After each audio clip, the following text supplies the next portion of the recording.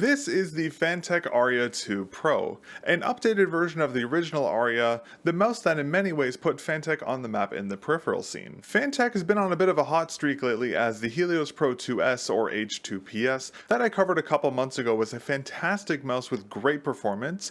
It did have some accessory related issues, but the mouse itself was fantastic, and I'm hoping FANTECH can continue their hot streak here with the latest version of the Aria. Now, the Aria series mice are one of the more uniquely shaped mice available on the market, being classified in the egg-like shaping category, same as the Razer Orochi. And while egg-like mice aren't my personal favorite, I can definitely see the merit behind the unique shaping of the Aria as opposed to your more standard symmetrical shells. But aside from its unique shape, has the Aria II Pro improved on the V1's design? How does the mouse perform in-game, and can it keep up with the other Pro mice available on the market? And most importantly, has FANTECH addressed their accessory issues that we've seen on their previous mice? We're going to answer all those questions as well as talk more in depth about FANTECH's latest release in today's episode of the mel0n Review. But before we dive in, I want to say a big thank you to FANTECH, who was kind enough to send over the Aria II Pro for a review, and if you enjoy the review, be sure to leave a like and get subscribed. As with all the other mice I've covered here on the channel, I will have a full teardown of the Aria II Pro coming out in a couple days, so be sure to get subscribed so you don't miss that video. But without further ado, let's get right into today's episode of the mel0n Review. Starting off, let's talk about in-game performance. Since the Aria II Pro has the same specs as the Helios 2 Pro S as well as the same 1 to 8K polling rate range, it won't be much of a surprise to find out that the Aria II Pro has the same fantastic performance we saw in the H2PS. But due to its unique egg-like shape,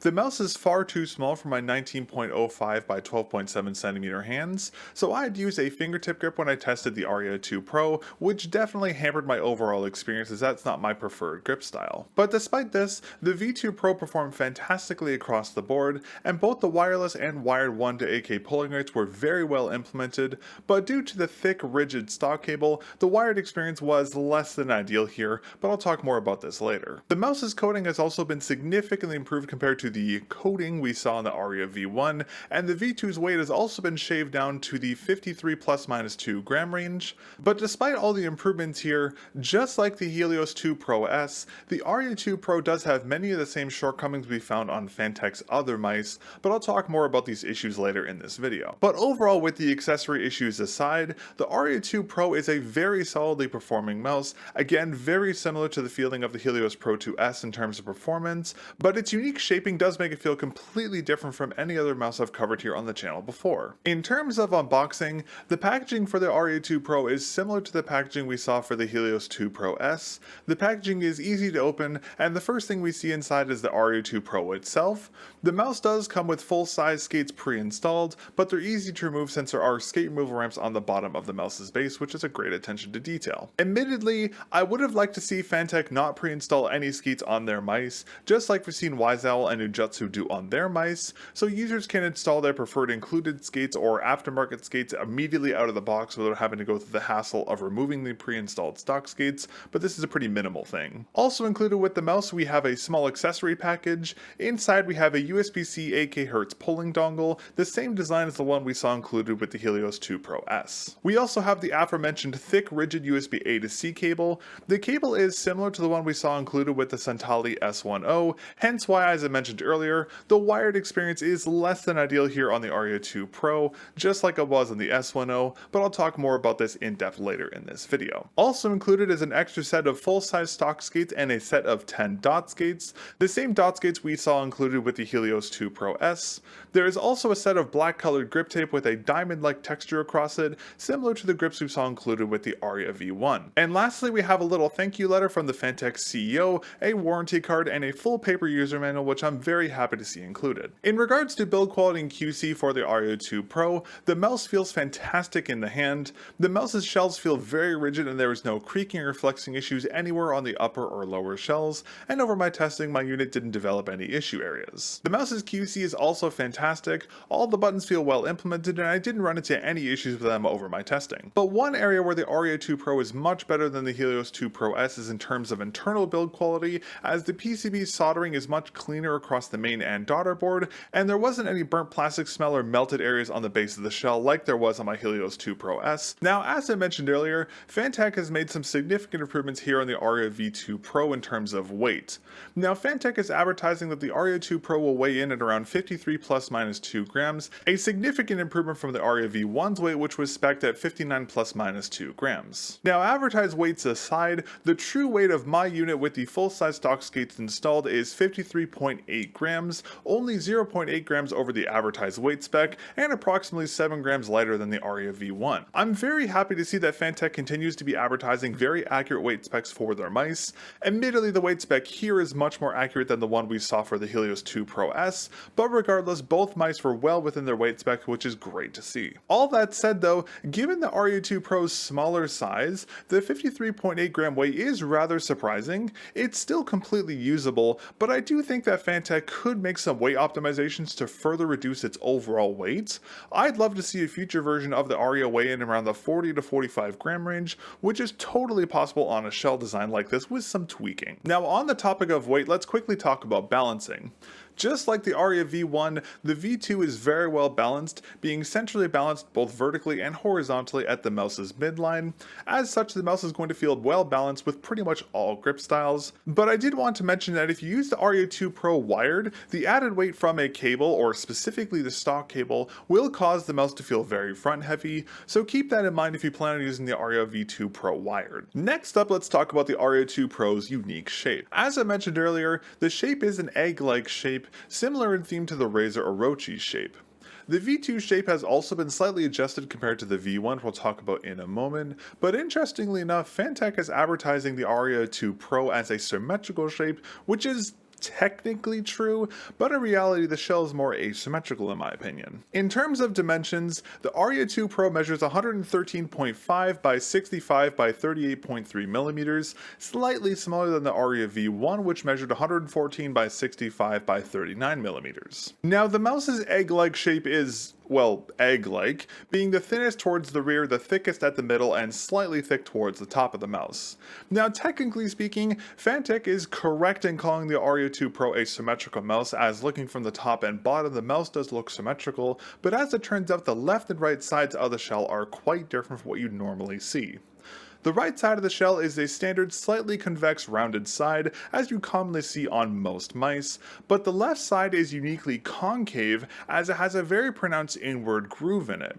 The Aria V1 had this unique left side too, but the groove is much deeper on the V2 than it is on the V1. Because of this, I classify the Aria 2 Pro as an asymmetrical shape, as the left and right sides are different enough to change the Aria 2 Pro's shape classification in my opinion. Now that we've talked about the Aria 2 Pro's unique sides, let's talk about its shell profiles next. Looking from the top, we can best see the Aria 2 Pro's egg-like shape, with the thinner rear, the slightly wider top, and the very thick middle region of the mouse. Flipping the mouse over and looking from the bottom, we can see that the base is significantly smaller than the top shell, so the sides of the mouse will flare out significantly from the base to match the top shell's wider profiles. Looking at the mouse from the sides, we can see the aforementioned right side, which is slightly convex and flattened, and we can also see the left side with that heavy concave indent that runs along most of the mouse's side.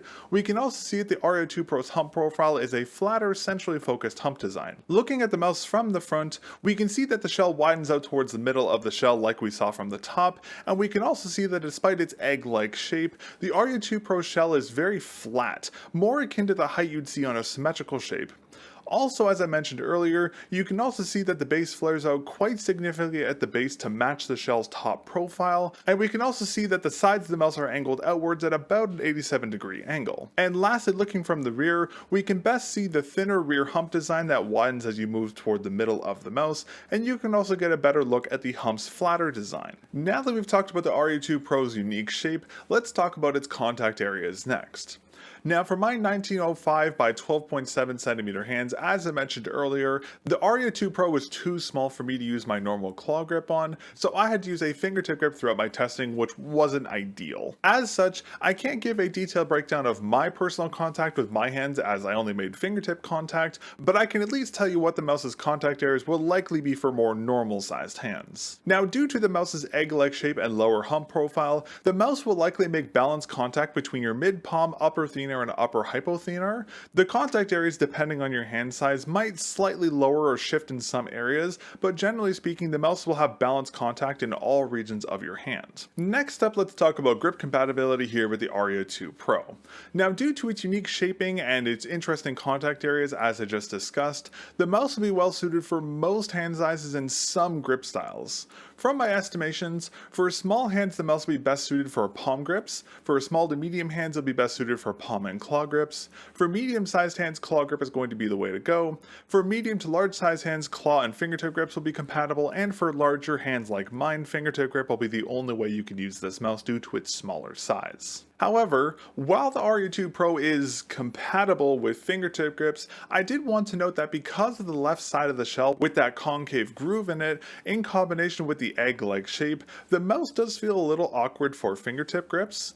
You also need a very wide hand to fingertip grip the mouse properly due to its egg-like shape, and considering that the mouse weighs 53.8 grams, while you can use a fingertip gripper with it, it's not going to feel as comfortable as it would be if you fingertip gripped a lighter, more thinner standard symmetrical shape. And as I mentioned earlier, because of my hand size, I was forced to use a fingertip grip with this mouse, and it was definitely a harder mouse to fingertip grip overall compared to other mice I've covered due to the width and the awkward sides and the overall weight as well. So while the mouse is compatible with fingertip grips, in my opinion it's much better suited for claw and palm grips, which will affect its overall compatibility as I mentioned earlier. Next up, let's talk about the Aria II Pro's coating, as this is an area where there has been some pretty significant improvements coming from the Aria V1. Now, unlike the raw plastic coating we saw in the original Aria, the Aria II Pro has a brand new coating type. The new coating is very similar to the feeling of the Endgame Gear OP1AK's chalky coating, just the coating here is slightly less chalky but just as grippy. The coating performs very well, significantly better than the matte coating we saw in the Helios 2 Pro S. It's great for both wet and dry hands, and even though I have very sweaty hands and I was using a fingertip grip over my testing, the coating's grippiness allowed me to keep a very sturdy anchored grip on the mouse's shell, which is very impressive. For users using palm or claw grips, the anchoring strength will be even stronger as your hand will make even more contact with the Aria II Pro's grippy coating. However, just like all great coatings I've covered here before on the channel, the mouse's coating does pick up dust, fingerprints, and oils from your hand like a magnet, so on the darker colorways of the Aria II Pro, the mouse's shell will have that grimy look to it. You can use a microfiber cloth to clean the shell, but you'll have to do this quite frequently as the coating does get quite dirty when it's used. As such, I'd recommend getting the lighter colorways of the Aria II Pro if you're picky about the appearance of your mouse, as the lighter shells won't show the debris that's picked up by the coating nearly as much as the darker colorways will. Also, before I move on, while I love the coating on the Helios Pro 2S, the Aria II Pro's coating is just better in every way in my opinion, and I hope we see this coating return on future FANTECH mice, as this is the best coating I've seen on any of their mice to date. And as I mentioned earlier, the Aria II Pro does come with an included grip tape, so let's quickly talk about that next. The tape itself is that thinner, firmer tape with a flattened diamond-like texture across its surface, but due to the grip's firmness, you can't really press into the grips to increase their gripability, and the grip's material is semi-grippy, grippier than the grip tape we saw included with the Helios 2 Pro S, but still worse than, say, the grips you'd see included with a Wise Owl mouse. However, while the grips perform alright, they're very slippery when used with sweaty hands, and they're much better for dry hands, but again, compared to other stock grips or aftermarket options, these grips are quite underwhelming, just like all the other grip tapes we've seen included with FANTECH mice. Now, thankfully, the Aria II Pro's coating is so good that I doubt people will be using the included grip tape much, but if you hate the feeling of the chalky coating and want to use grip tape on the Aria II Pro, I'd recommend getting aftermarket grips such as the X-Ray Pad Cicada Wings 2.0 or Geckos 2.0, as they'll perform significantly better than the Aria II Pro's included grips. Alright, let's get into the meaty parts of the Aria II Pro next. First, let's talk about the mouse's main clicks. The mouse's shell buttons are shaped similar to the buttons we saw in the Aria V1, just without the gap behind the scroll wheel. The buttons have a fairly pronounced curvature to match the mouse's forward hump curvature as well. The buttons also have a very slight concave indentation to them. The indentation starts around the midpoint of the shell and goes towards the end of the buttons. The indentation is slight, but it is enough to guide your fingers towards the middle of the click. However, if you click at the top of the shell buttons, there won't be any indentation there to guide your fingers. However, one great thing to see is that the shell buttons do have the same coating as the rest of the Aria II Pro shell, and combined with the slight indentation in the main clicks, it's very easy to anchor your fingers on the shell buttons, which is great to see. In terms of the the main click's audio feedback, I'll give you a quick little sound test here.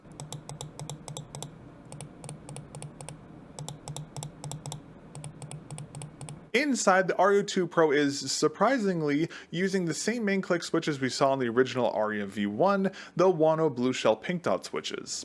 We've seen these switches countless times this year, and while they're overused in my opinion, they do perform consistently and decently well.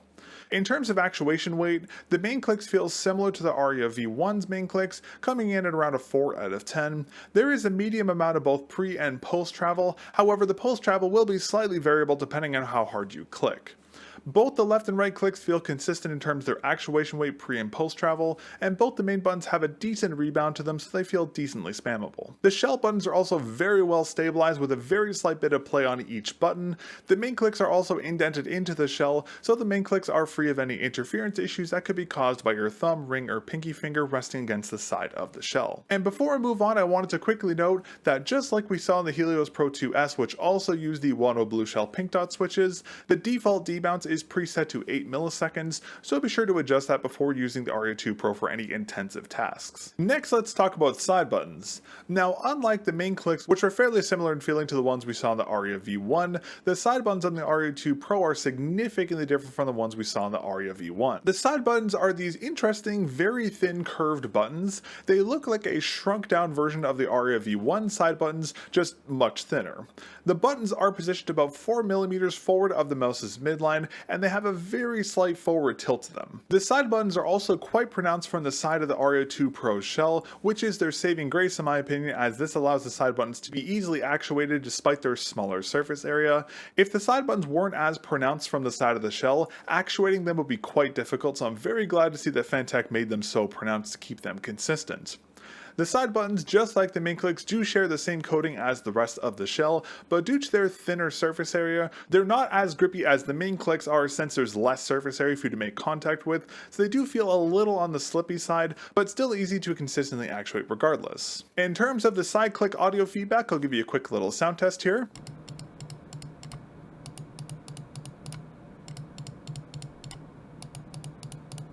And just like the Aria V1, the Aria II Pro is using the standard Wano black shell white dot switches for both the side buttons.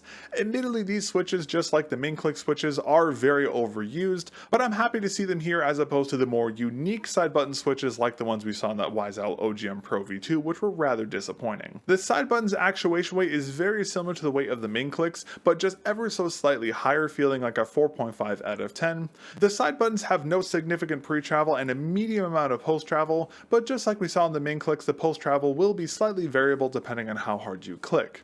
The side buttons also have a decent rebound to them, so the side buttons feel decently spammable. And both the front and back side buttons feel consistent in terms of their click feeling, actuation weight, and pre and post travel, but I did want to note that on the rear side button of my unit, the back of the click does sink a little deeper into the shell before the click actually actuates than the rest of the button does, but this is only by a very slight margin. It doesn't significantly impact the button's feeling, but I wanted to mention it regardless. Alphonse decided to join us for our next section. Everyone say hello to Alphonse.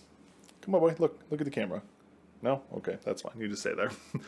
Next, let's talk about the Aria II Pro's scroll wheel. The scroll wheel itself is a similar design to the ones we've seen in the Aria V1 and the Helios Pro 2S, just colored differently. The wheel itself is made of plastic and has a softer rubber ring wrapped around it. The rubber has the same linear texturing as the Aria V1 scroll wheel had, and as such the wheel has great gripability and is easy to consistently scroll and click. Inside, the Aria II Pro is using an F-Switch 13S encoder, the same encoder type we found on the Keychron M2, and one step higher than the 12S encoder we found on the Helios 2 Pro S. The encoder gives the scroll wheel a fairly average actuation force around 4.5 out of 10 and very pronounced scroll points. These more pronounced points give the scroll wheel a very controlled scroll and prevents any misactuating issues when you're clicking the scroll wheel down, which is great to see. Speaking of the scroll wheel click, the Aria II Pro is using a level 3 Wano black shell blue dot switch. I've actually never seen a blue dot switch like this before. We've seen level 2 ones and we've seen taller level 3 red dot switches, but not a blue dot switch, so this is kind of cool to see here. And as expected, since it's a scroll wheel switch, the Aria II Pro's scroll wheel click is heavier than the main clicks and side buttons, feeling around a 6 out of 10 in terms of actuation force, but since it's a standard switch and not a pillar switch like we saw in the HitScan Hyperlight, rate, the scroll wheel has decent rebound that allows the scroll wheel to feel surprisingly responsive. Alright, and before we talk about the Aria II Pro's sensor and MCU, I wanted to quickly mention that just like FANTECH's other mice, the Aria II Pro is tri-connectivity, supporting both wired USB-C, 2.4 GHz wireless, and Bluetooth. Now, all the connectivity methods work perfect from my testing, and as I mentioned earlier, both the wired and wireless connectivity modes do support up to 8 kHz polling, but Bluetooth will cap your mouse's report rate to 125 Hz, so you won't be able to take advantage of the Aria V2 Pro's high polling rates on that connectivity type. However, in turn, it will give you the most battery life, which we'll talk more about in a moment. Alright, let's dive into the sensor and MCU next. As I mentioned earlier, the Aria II Pro is using the same specs we saw on the Helios 2 Pro S, so here we have the same bread and butter combo of the Pixar 3395 and the Nordic 52840 MCU. The mouse's sensor is centrally positioned in the Aria II Pro's shell, right at the midline of the mouse. The sensor version is the same type we've seen on countless other mice this year, with a max DPI of 50 to 2600. Whoop. He wanted to leave.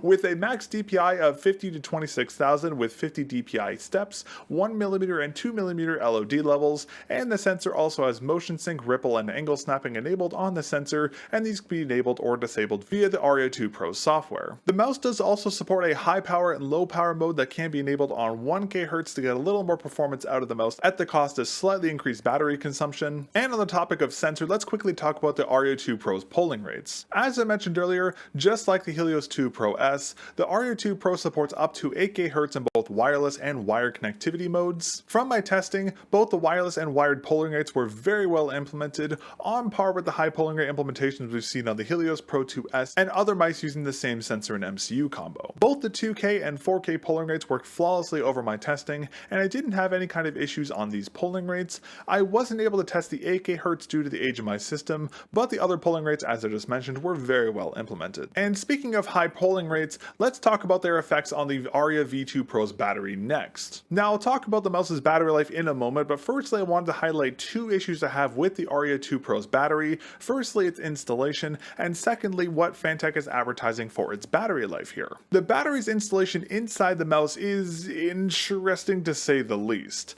Similar to what we saw in the Lemo Key G1, the battery is just stuck to the top of the main PCB and partly to the base shell, kind of on an angle, and it's being held in by this adhesive pad. Now, I heavily dislike this method of battery installation, as this adhesive will dry out over time and will cause the battery to come loose, causing it to rattle.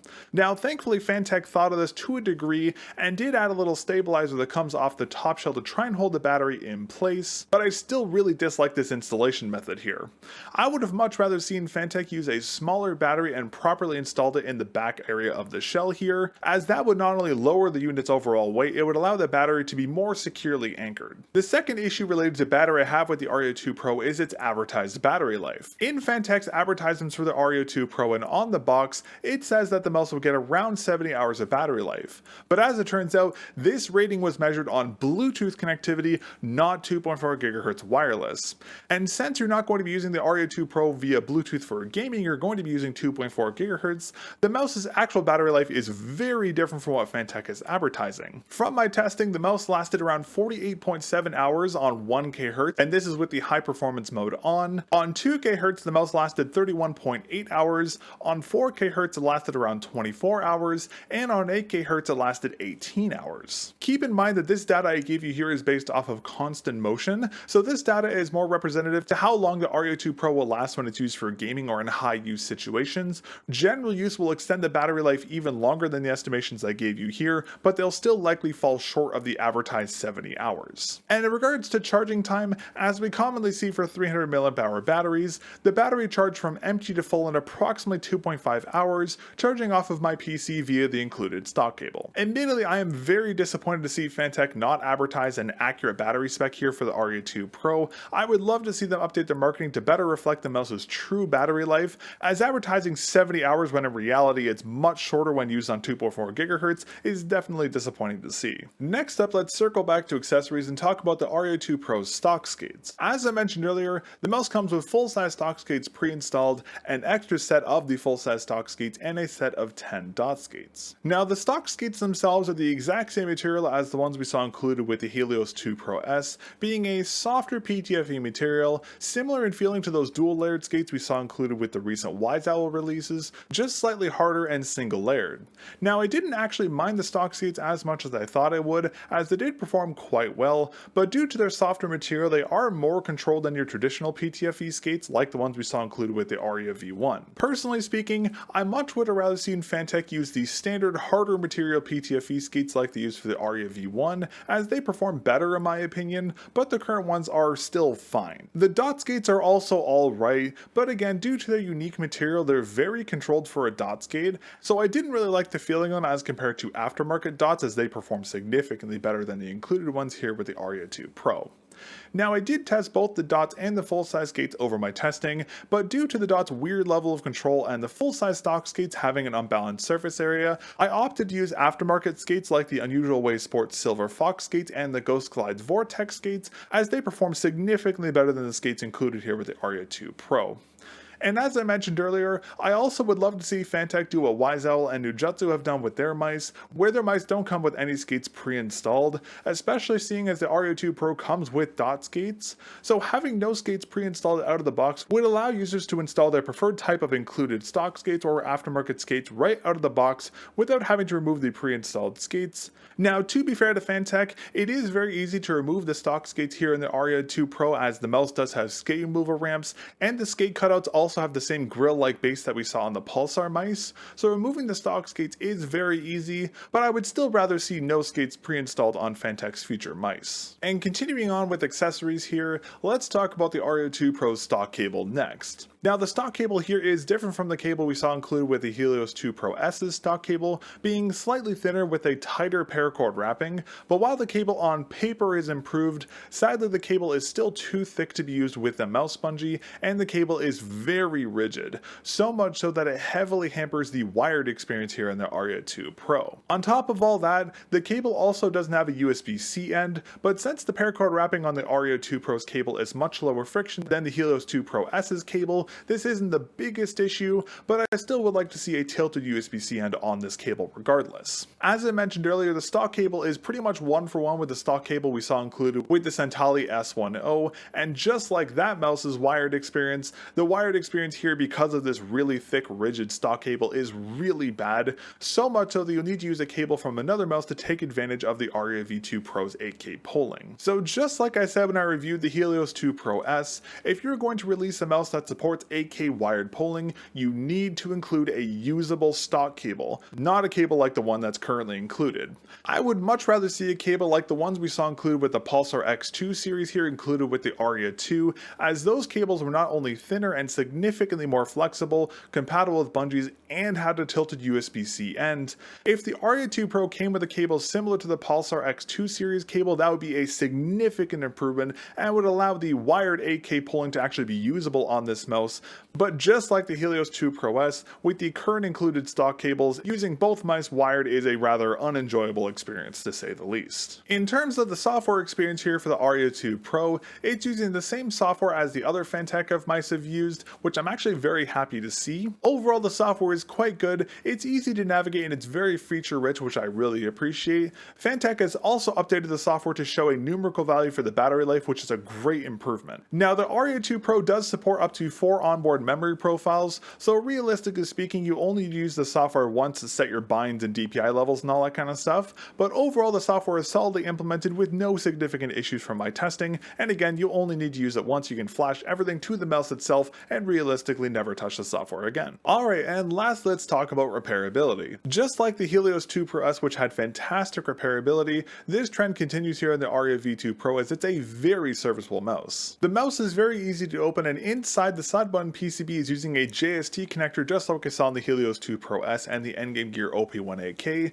so opening and closing unit is significantly easier than it would be on mice with ribbon cables. Inside the mouse, the batteries, scroll wheels, the side button cable, and PCB are easily replaceable replaceable, and since the unit is so easy to open, cleaning or servicing the unit is extremely easy, and it's very easy to mod out the battery as well. So if you want to put in a smaller, lighter battery, it'll be very easy to do so, just as it was on the Helios Pro 2S, which is awesome to see. But as always, with all my stuff covered here on the channel, I will have a full teardown for the Aria II Pro coming out in a couple days, showing you guys how to fully disassemble and reassemble the unit, as well as breaking down the mouse's weight component and talking about the PCB and all that fun stuff a little more. So if you want to learn more about the internals of the Aria V2 Pro, be sure to get subscribed. Alright, well, in closing, overall the FANTECH Aria II Pro is quite the solid mouse. Again, it's far too small for my hands, which is sad, as I actually quite like the mouse's unique egg-like shape, and while the mouse's performance is great, it sadly does share many of the same mistakes that FANTECH has made on their previous mice, as the included grip tape is really bad,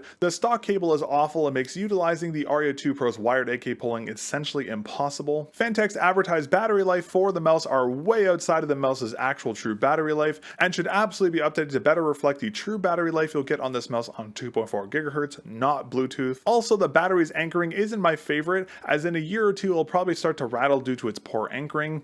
I would have much rather seen a smaller, lighter battery that's properly anchored, rather than whatever this anchoring methodology they've currently done for the Aria II. But with all of its shortfalls, the Aria II Pro is definitely better than the Aria V1 in my opinion, but it's not to the level I expected.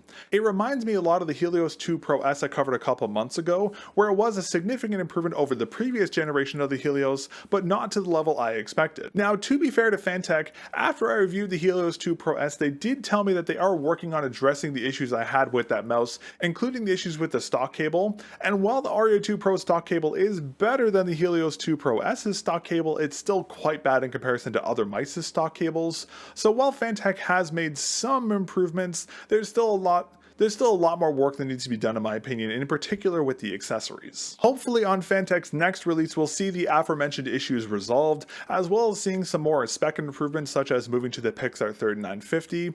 I also do hope that FANTECH keeps the same coating as we see here on the Aria II Pro, as this is the best coating I've seen used on any of the mice so far, so hopefully we'll see the coating move to their future releases, as well as all the other fixes applied to those releases as well. But we'll have to wait and see what's next for FANTECH, as they are on the right track with both the Aria II Pro and the Helios 2 Pro S, and I'm very excited to see what their next release will be and how it'll perform, but that'll be a conversation for a future episode of the mel0n Review. But that's going to be everything for this episode of the mel0n Review. Thank you very much again to FANTECH for sending over the Aria II Pro for review, I greatly appreciate it. Big thank you to our channel members UKI89, Prince, It Was Luck, and Lunaris. Our channel members make what I do here on the channel possible with the in-depth reviews and the teardown project, so thank you very much to all of our members for your continued support.